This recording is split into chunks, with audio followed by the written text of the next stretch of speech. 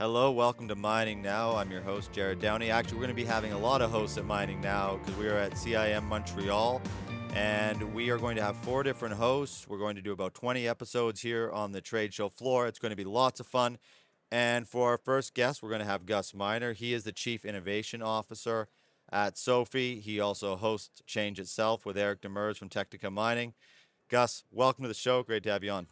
Great to be here. Great to have you on. And here we are live at CIM. Yeah, and you're actually going to be hosting some of the Mining Now episodes as well for us, doing some interviews. I am looking forward to it. It's going to be fun. It is. I really like the setup here. There's a lot of the sort of the island booths as well, so then you can kind of get to the smaller booths easier. It's a really nice setup here in Montreal. It's a good layout, and I think they've got the ventilation all figured out as well. So it got a little heated when we were setting up today, but it's flowing well. So I think it's going to make for a really good show. So it's 2019. Since you've come on, since we started doing these shows together, and I wanna look at the Sofvie side of what has changed in the company. I'm sure there's a lot. I know that's a big question to ask, but we do have the time. So, what has sort of changed for the way you deliver products? I mean, growth. It's years now of development since we first talked. So, how do you sort of encompass that? Yeah, no, thanks for asking that. And it is a loaded question. And I think if we split it up in three different buckets, right, there was an operational change that occurred. As far as the infrastructure that we have to put in place to support our clients has drastically changed, and as well how we projected a future has changed quite a bit. Although the vision has not deviated, the vision still remains the same. We're still delivering what we intend to deliver.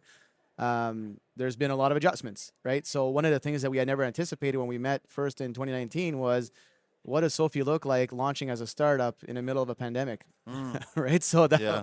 that called on an immediate requirement for operational change. And although the original intent of our organization was to be built to serve the international circuit, like, we're serving mining. So mining is an international hub, and we had the intention of having people all over the world. So we did have some of the safeguards in place, if you will, to adapt to the changes of all the lockdowns and all the things that Just occurred because there. that original vision. The original vision accounted for, like, without saying that we accounted for the pandemic, we accounted for a distributed workforce.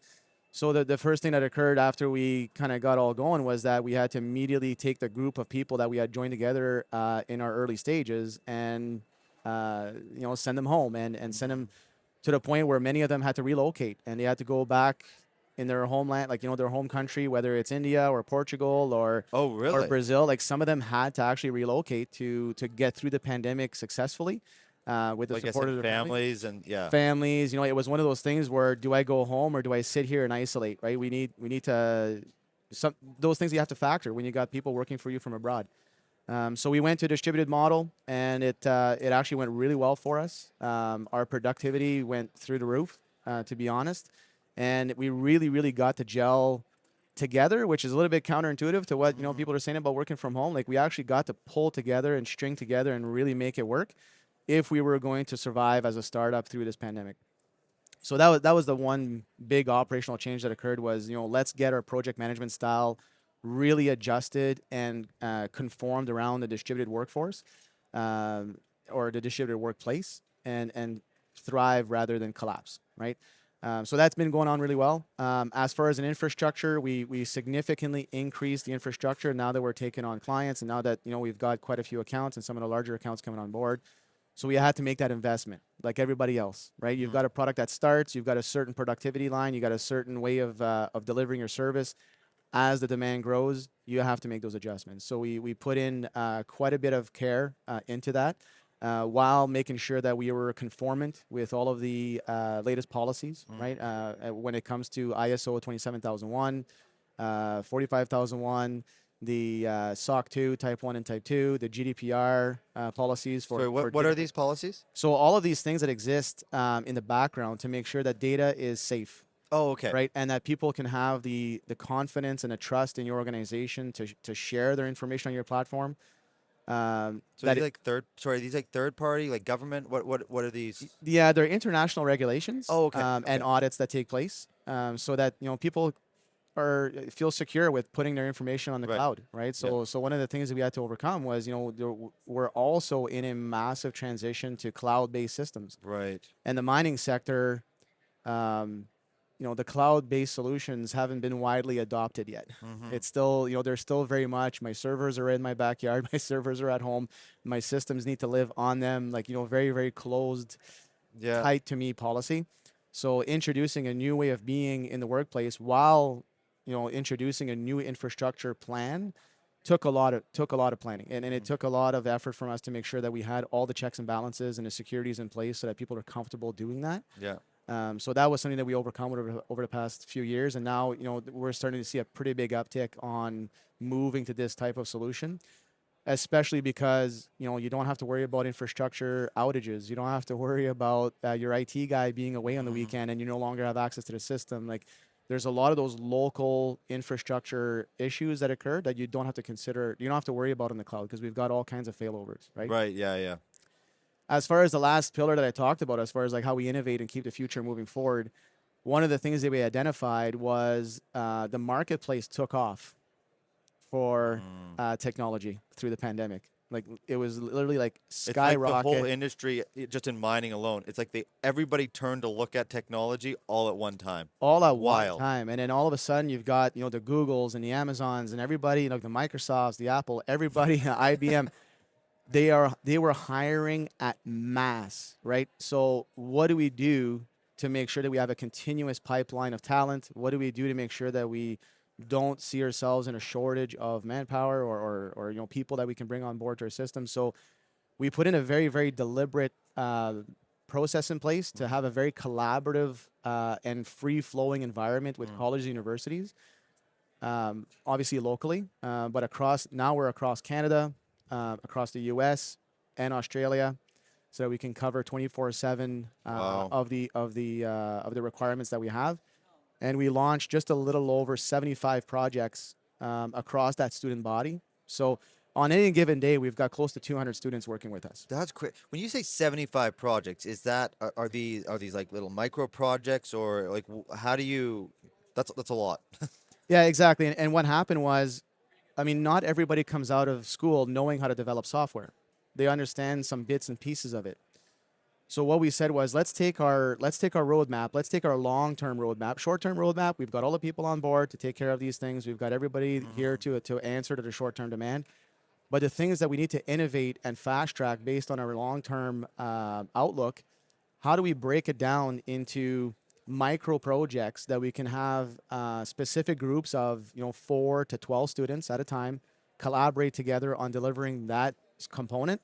And then in the backside, like on the back end with us, we've got the project managers that then grab all those pieces together, and then it collectively makes a whole product.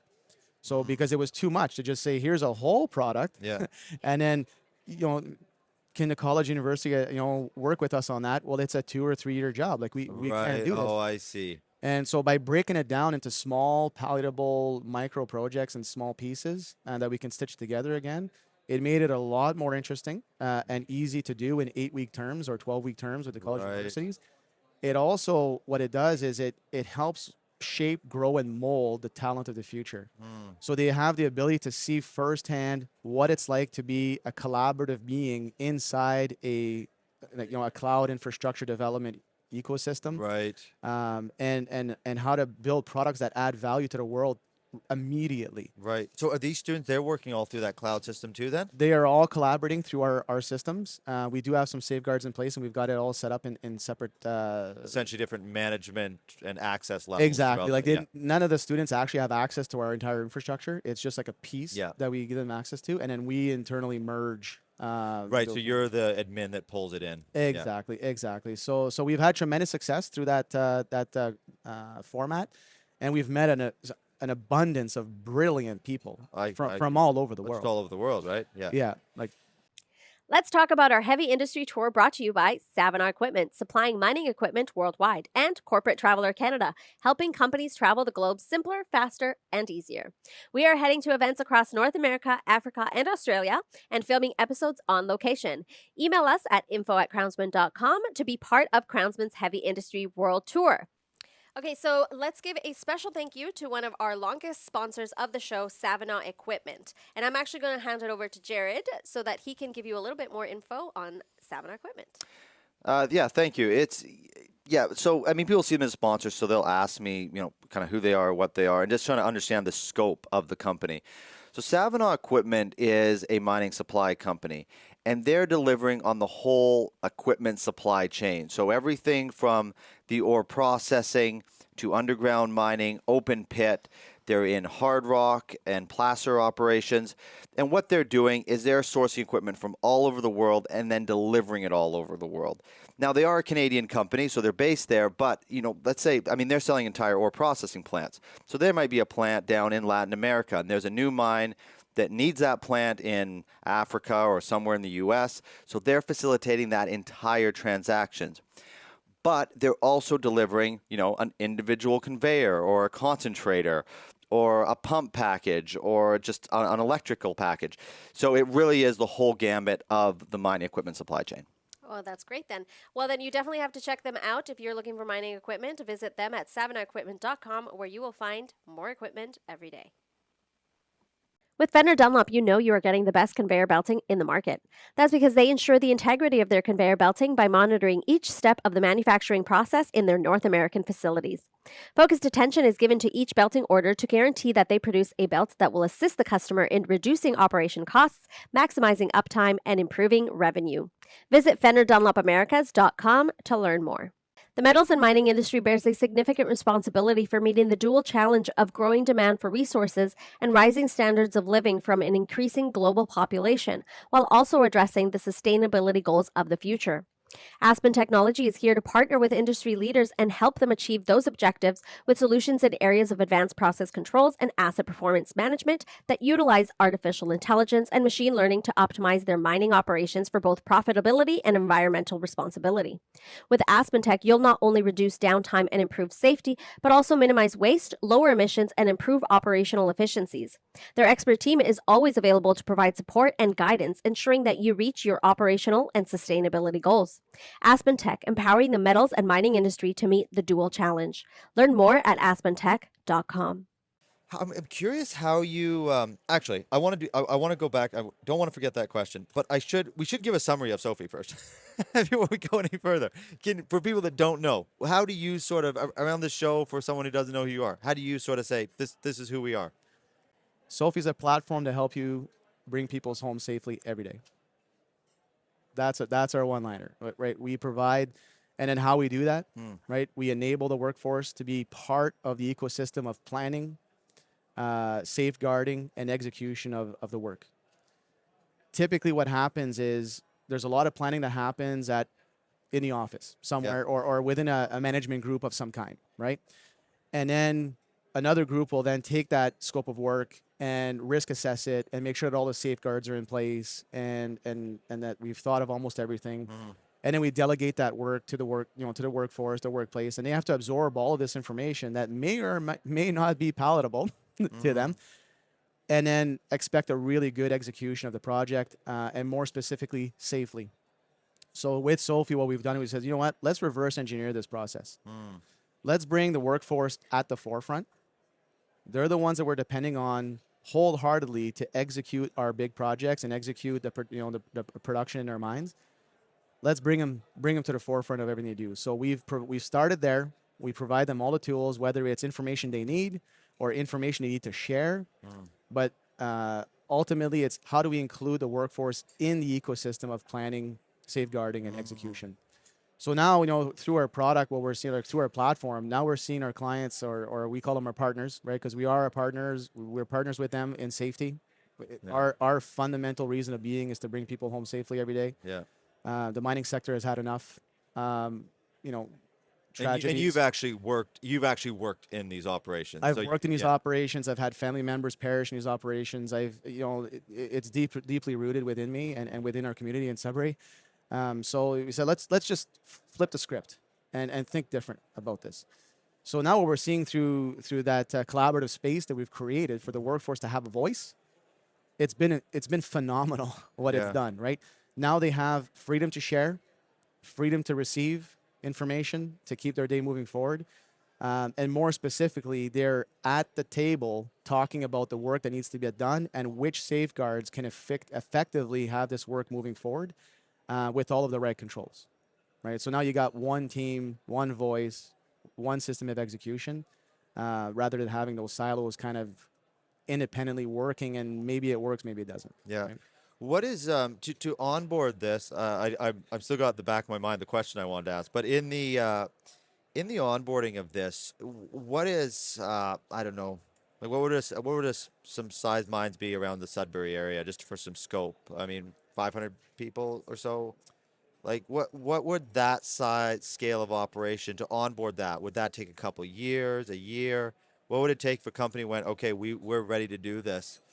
Um, what is day one, 6 months in, 18 months in? What are those sort of steps that they're going to go through? That's a great question, and thanks for asking it, because what happens normally is that when we present our platform to somebody new or somebody that's very interested, they see so much value Yeah. in what we bring to the table that it almost stops the project from happening. Where I could actually say sometimes, most part, it stops the project because they see it as like a huge mountain of work to Yes. overcome. Yeah. And how do we roll all of this out? Get all their partners on board and all those voices, and it's Exactly. So what we recommend is we build a 3-month, 1 year, and 3-year plan with our with our partners, and we say, okay, first of all, let's make sure that we have our vision really, really well articulated, so that when you suffer that dip in technology where you're Yeah. making a change in process and then there's a dip, Yeah. and you have to fight through it to eventually get to where you need to be, that the messaging is super, super clear, and the reason for why the painful process of change needs to occur. Yeah. So that's the first thing that we work with our partners on is making sure that vision, that statement is clear, because it'll support us through everything, right? Oh, it's so hard. This is happening. This change is rough. I want to go back to the old way of being. Why are we doing this? This is why. In sales training, you're actually they'll tell you not to use the word change, and you love the word change so much you named your show Change Itself. Change You're is not around afraid us. of that word. Yeah. No, because if you're not changing, you're not growing. Yeah. It's that simple. That's it. Yeah. So what we do from that point is we then say, okay, what are the low-hanging fruit that we can execute today that is literally just, it's something that you're doing every day, Right. and we're just replacing in kind, right? Yeah. So that there's no real significant impact in what you're doing. You're doing it already. Now we're just going to do it this way. I'm going to jump in on this Yeah. question because was that date in 2019? Were you doing that, or has that process evolved, or did you understand that right from the beginning that you had to do that? Because it's Well, such a we've- key part of the onboard. Yeah, it's something that was probably a little bit more blurry back then. That over the course of the past, 3 to 4 years has become a lot more clear. Yeah. You've You've done it a few times. You know how to do We've it. had our stumbles, we've had our shakeups, Yeah. we've had our, reset meetings, Yeah. things like that. So we said, okay, hold on. We didn't have a clear vision. It fell apart. We didn't have, we took a too big of a bite in the first rollout. We should have rolled, Yeah. Yeah. So that's what we do is we take it in bite-sized, palatable, no different than what we do with the student workforce, right? We take it into bite-sized micro pieces that are easy to execute, easy to implement, or easier to implement. Yeah. And then we get buy-in. And then what happens is that we're always looking for that goal where there's a certain amount of push when you're putting in new systems or policies or anything. And then you're waiting for that moment where there's a pull. And then once you've got that pull, then it's a different job, because instead of trying to manage how you're pushing this through, then you're going to manage how you're controlling the pull. Especially when people start diving into the platform and they start seeing that they can do more and more things. The aha moment. Yeah, and now your policies, procedures have not caught up yet. Like you haven't planned to execute this piece yet, and you don't want to negate, or you don't want to slow down the excitement. But at the same time, you need to have a really good delivery. It's like, thank you for requesting this. We're going to put a plan in place. We're going to execute it by this time. And then once you got that pull request, then it's be ready to serve. Yeah. And so on. So then that leads to that second stage. You said there was 3 months, and then what was the second one? the 3 months, 1 year. 1 year, yeah. And then 3 years. So that 1 year, what is that? What does sort of a snapshot of that look like when they're onboarding? Yeah. So normally in the first year, what we try to, what we really work with our clients is that really, really embedding that that culture of transparent reporting, right? Whether it's having the comfort to report on your pre-ops properly or your pre-task properly, or even just the positive recognitions, like having the freedom to say, Jerrod, you did a stellar job yesterday, and I was able to be successful today because of it. Thanks for being my partner. Let's go, right? And it seems so small as a movement, but the power that you get from that is unbelievable. And is the app letting the people know that this was done well and giving them the opportunity? Is it, they're sort of setting them up for that? Exactly. We built it just like Facebook, right? Where you can give a thumbs up, a Oh, I see. comment. Like Okay. it's really the 360 approach to communication. Got it. right? Okay. So now what happens is, if you put yourself in the shoes of a CEO, now you're watching not only your leadership acknowledging the workforce, but then the Right. workforce acknowledging each other, the workforce acknowledging leadership back. And they're seeing it both ways. Holy smokes. Like Right. now you're seeing your culture cooking. Right. And now you know that you've got a really good place where you can start talking about different things they can do and it'll be receptive. So what do we do in that first year is build that culture where it's free to express, free to share, free to report hazards without repercussions, free to report incidences without repercussions, because it's all for a learning opportunity. Yeah. And from there, we develop action plans with the leadership to make sure that it's not just a voice that spoke and it went nowhere, that we've actually delivered on some of those requests. And then you start that wheel and the wheel starts moving, which will then propel you into your 3-year plan, which is having your whole plan, do, check, tax cycle in good motion, right? What we see a lot is many organizations are excellent. They're excellent at planning and doing. Lots of it. But where things start getting a little bit hazy is, are they checking on how it's doing? Right. And are they creating actions or safeguards, or are they, adapting to what's happening to then plan better and execute better and then just keep that moving in a very, very cyclical fashion, right? So before we jump over to the 3-year part, I want to jump now back over to that student part, doing these small projects. How do you take these 75 projects? They've all got to get to one place. Do you have like a core leadership team that sort of helps distribute? I mean, that seems like a very technical and manage heavy task just in itself, to distribute it out and then pull it back. How do you even set that up from the administrative side? Yeah, that was it was really fun and challenging approach to what we took, because we didn't want to offset what we were doing, and we didn't want to distract the workforce that we had delivering. Right. So what we did is we actually it's twofold. We brought on some key project managers to help us on our side with that. At the same time, we work with colleges and universities that have strong project management skills as well. Because there are some colleges that are like, hey, give me some work, and then you're the one that has to really push it through, and it's difficult. So we had to find that network of partners and build that schedule. So every college university has a schedule for when students are available for these projects. So now that we know, like, these are the dates that groups of students become available, well, now we're planning for these projects 6 months before. Those project planners that you've brought in are connecting with their project planning. We're doing it. Right. Yeah, we're planning early. So then at that point, we're hitting the ground running on day one with those 8-week placements. Wow. And we say, okay, we don't have 3 weeks to onboard you. We've got 3 days. And here's how we're going to onboard you on this project, and then keep moving forward. Some of them have been extremely successful, and some of them have not been so successful, but it doesn't matter, because we're grabbing that volume. We're giving the opportunity for students to share share their skills and to learn and grow with us. And it's also a really good way to recruit, right? Yeah, no kidding. You got some all-stars. There's some brilliant people that we've worked with through those programs. And we've had the opportunity to, onboard that's a few of them. unbelievable.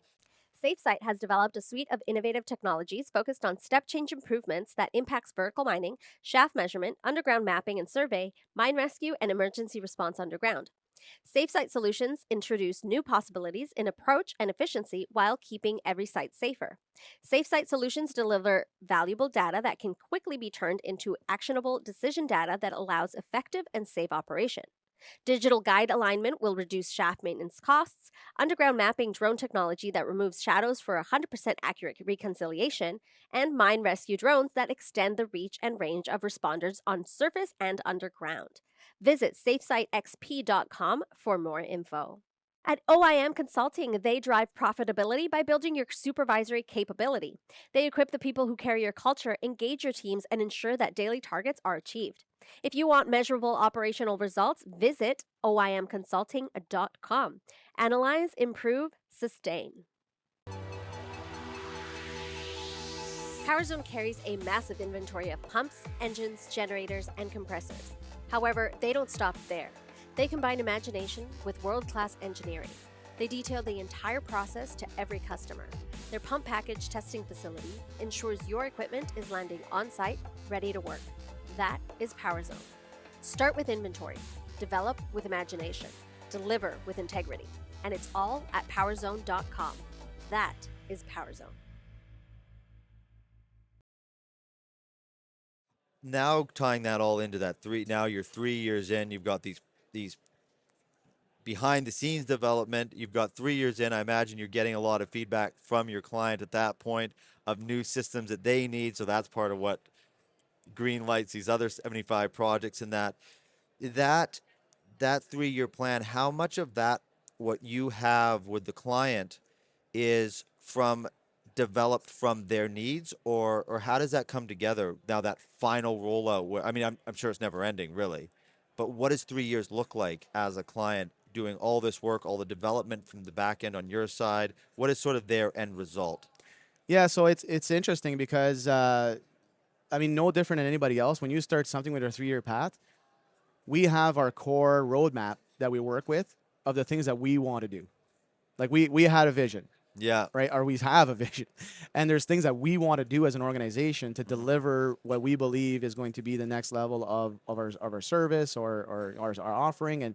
And more specifically, now that we're introducing artificial intelligence and machine learning, is how do we make that data that we've now collected with clients for 3+ years serve them back, right? These are the things that filing cabinets cannot do. Yeah. They cannot serve you in return in the future, right? Right. The history is a history. It's in there, and then go parse. So what we've done is we approach this with our clients in the same fashion, where we say, listen, let's start our journey for the next 3 years. These are the core deliverables that we expect. Through that, there's going to be some unexpected moments, positive or negative, which will not course correct, but slightly alter what the future is going to look like. Although it's still in line with what we wanted to do at the high level, how we're going to get there slightly gets tweaked. So with our releases, the way we release our product all the time is 50% of every single release we put out there has everything that has been requested and demanded from our clients. So we meet their needs first. 20% is continuous improvements on the things that we've already released. Yeah. And then the remaining 30 is new things that we're bringing to the table. And that's how we approach things with our partners as well. And as an organization, you understand that breakdown. That is just how it goes. Yeah. Yeah. I wanted to. I mean, you've got your name on a race car, so I want to ask you about that. And before I run out of time, one thing I wanted to ask you this. I'd ask you this off camera. We don't get to chat that much. We're both pretty busy people, but so I'll share this with the audience. Where did you get the ability to put all this together? And I know you do. I know you do it with a team. But I've also talked to you enough to know that you have a good understanding of how to set a vision, how to implement, how to put the right people in. Where did you develop that skill? Because anybody that wants to do it watching, that's such an important piece. It's technically hard. There's your natural personality of how you are with people and stuff, but there's a technical skill to it, and an understanding, an ability to take in knowledge, redistribute it out. Where did you develop these skills, which are so key? That, I mean, you start as a startup, and now you're here. Right. Not an easy journey. No, It's just not. Where did you learn it? and that's a loaded question, and I would say it's probably like a 30-year journey. Time. To be honest, no different than the Ted Lasso, where he says always be curious, right? I apply that every day. If I'm not consciously, if I'm not learning something new, which is why if I haven't learned something new, I'm playing with Duolingo at night to continue with my Spanish skills. I have to learn something new every day, because if I'm not growing and I'm not changing, or if I'm not adapting with new things, then what's the point? When did you start thinking like that? So this started back when I was 16 years old, right? So I was 16. I had to make a very, very conscious decision of, do I leave Sudbury? Because remarkably, what happened in my family is that I was told, don't go in mining. There was a very negative context around mining. Yes, we provided you a good life, and we've been able to, this is the way that we earned the income in our families, but we had significant losses, and we've had significant pains through the sector. And I didn't hear it properly, but that's what I heard was, don't go in mining. Like, don't do what I do, is what my dad told me. Right. So then I said, okay, well, I'm going to give it a crack at business, and I'm also interested in technology at this point. So I had to make a very conscious decision of, do I create my opportunity here because the ecosystem and technology in Sudbury was not there, not there, or do I leave? Do I go and branch out and work for somebody in a larger center or whatnot? So what I decided to do was just start my first business and create my own opportunity.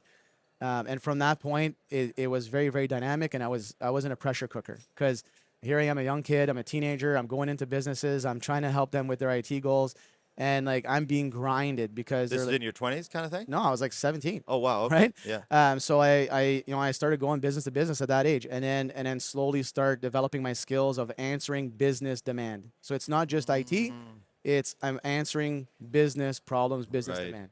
So that helped me grow quite a bit. I did that for about 15 plus years, and then and through that journey, I bought companies, sold companies. Like, it was a very, very dynamic young. I had a Right. very dynamic youth. No time for girlfriends and things like that. Yeah. I was busy. But then I'd say where the biggest shift occurred is when I had the opportunity to really lean on my mentors that I have today, right? Like when I really started deep diving and learning from Mario Grossi, and now like Eric Demers has been instrumental in a lot of the things that I'm doing. Tyler Nichols, the late Tyler Nichols, he passed last year, and just some incredible leaders that I got a chance to work with, that took the hot and heavy approach of the young gun coming in and calmed it down a little bit. Right. And say, like, listen, like, we've got some things we got to consider. And even like Bob Yeamans at Technica, where one day he just stopped me and he just said, have you ever considered change management courses?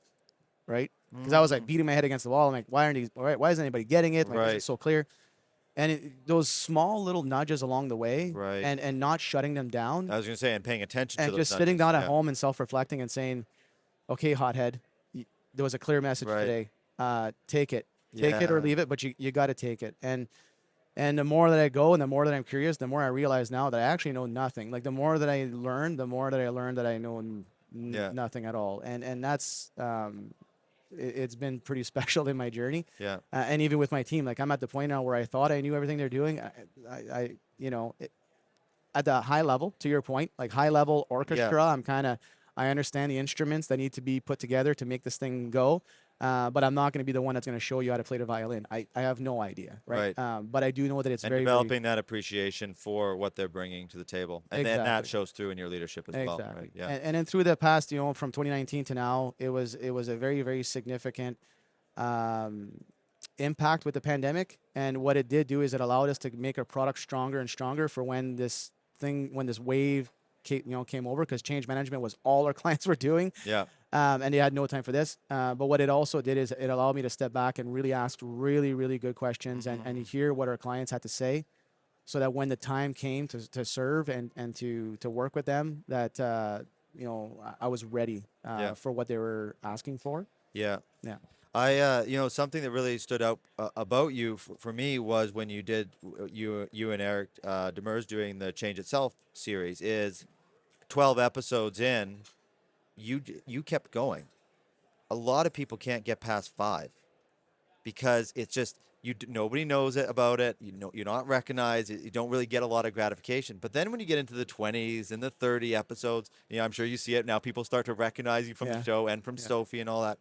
That ability to stick with it when you're not necessarily getting anything back. It's a mental thing it can be developed, but a lot of people have not developed yet, and it's such a strength. Yeah, and it's unfortunately the same thing that we see break down in innovations, Yes. where they're not seeing the direct result today. Yeah. Quit. Yeah.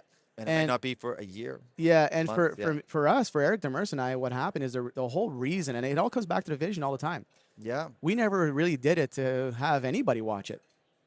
Like, realistically, we said, you know what? We're having a lot of great conversations in closed doors. We should probably record these. Yeah. Like, I'm sure, I remember you saying that like to us, if we're having these questions and we're having these conversations, guaranteed someone else is as well. And why don't we invite guests? Because I'm pretty sure that we can learn a lot more from our guests. And man, you got some good guests on. Yeah, and that's all, and that's what happened. So whenever we had a show that had 100 viewers, and we're like, wow, like, that's cool. 100 people cared about what we had to say, and hopefully they learned something like we did. Because every time we have a show, I'm like, wow, did I learn stuff? And I take notes and I bring it back, right? So that's where it was. So it was never a labor of of need to be successful. It was a labor of always wanting to be curious. Yeah. Right? Like always be curious. We just wanted to learn as much as we could, as fast as we could, so that we can do our jobs better. Yeah. Both, Eric as the health and safety manager at Technica, and then myself as the CEO at Sofvie. And then like, how do we do this properly? And then how can we learn from all the great things? I mean, there's so much going on in the mining sector right now. Yeah. There's so many moving parts and so many brilliant minds coming together. It would be foolish of us to not, ask them some questions and and see let what's other going people on. see what those answers are. Exactly. Before we move on, because we got kind of this tight schedule here at CIM. We got to talk about just quickly. You've got a Porsche racing around a track with a logo, your logo all over it. So I didn't even know about this, that Porsche did it. What is it? And I hear your driver's winning as well. I'm just very up. Yeah, I don't really know much about it. it was a super cool opportunity that came to us, through multiple partnerships, and with Technica Mining, with being a partner, they also contribute with this race team, and we're part of the North American Porsche Cup Challenge, and Okay. and the racer is actually from Sudbury. And Mario Grassi has been working with this kid for a long time, and he's doing tremendously well. And we wanted to support him in his journey and get him to the point where he takes off, right, and does his thing. And what's been incredible is like all this kid wants to do is win, right, like everybody else, but he does it. So we had the opportunity to brand and be a title sponsor for the vehicle, and it also ties into our clear message, right, that no different in the mining sector, being a high risk industry. Racing cars is not easy. There's a very, very high risk. However, taking the right precautions, right controls, and right approach to what we're doing, and having the right safety culture in place for that car, we can steer that thing to the finish line successfully and with no harm. And then I have no credit with this, but that was the vision behind the sponsorship. Yeah. Like, why are you sponsoring a race car? It seems dangerous. You're health and safety. How does that make sense? And one of the things that we share a lot in our presentations is an F1 car, and we took a look at a F1 car in the 1950s and how long it took to get it going, and then hopefully everything sticks together, and then off it goes. And now you're looking at F1 cars like seconds, right? It goes up. I saw the video when you did that presentation. Exactly. Yeah. So that was like our inner child, or our inner the things that make us tick in a day, and seeing race cars go fast. I mean, everybody kind of likes that. Yeah. And we had the opportunity to support and help this young guy do well with Zachary Vanier, and here he is, coming into the U.S. He won the Cup last year with last year or the year before, but in the Canadian Cup.